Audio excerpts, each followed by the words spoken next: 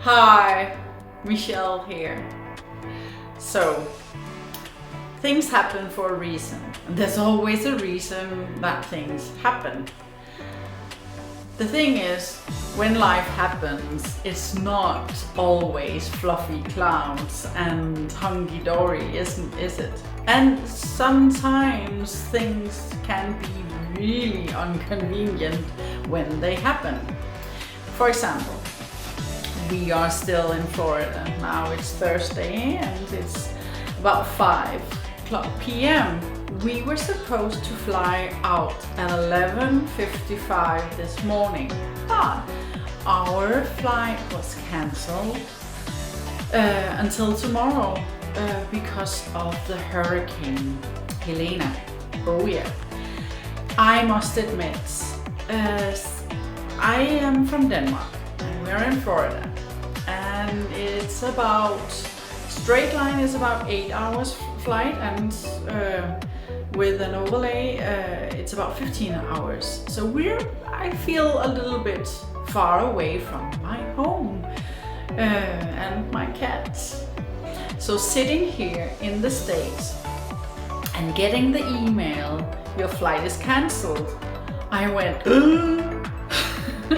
and the family was, what are we going to do now? We have really good insurance, luckily, so everything is in order. But what do you do in those kind of situations? I must admit, I panicked. I panicked, but I kept almost my cool.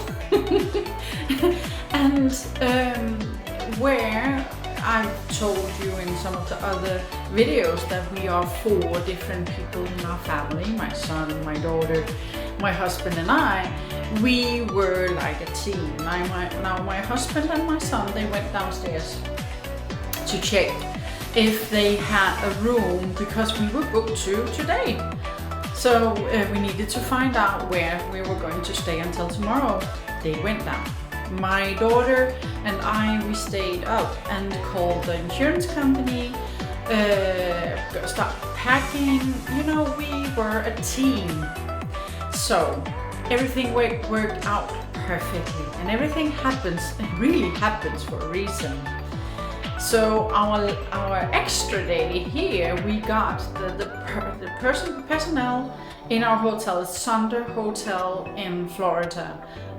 We're at Hollywood, love them, thank you so much, Sunder. And I'm not getting paid to do this.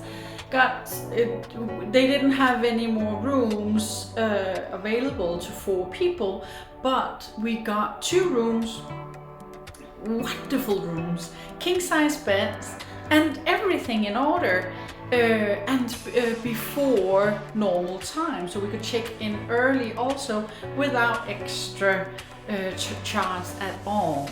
So really quickly they made us feel comfortable and welcome. So really thankful for that. But getting back to things happening, so things always happen, and actually for the most part things that you're not you haven't planned can be really inconvenient. So how do you go through it?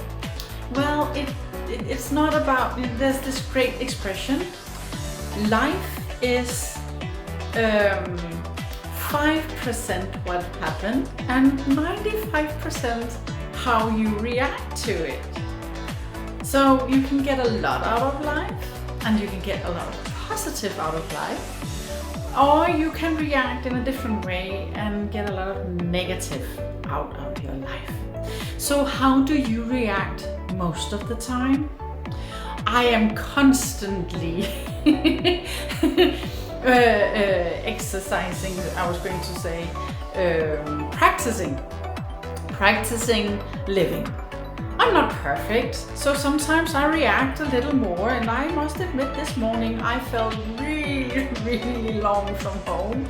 I reacted, I cried a little because I felt, what am I going to do? What are we going to do? What, children, everything. So I reacted, but quickly, okay, so let's take one thing at a time.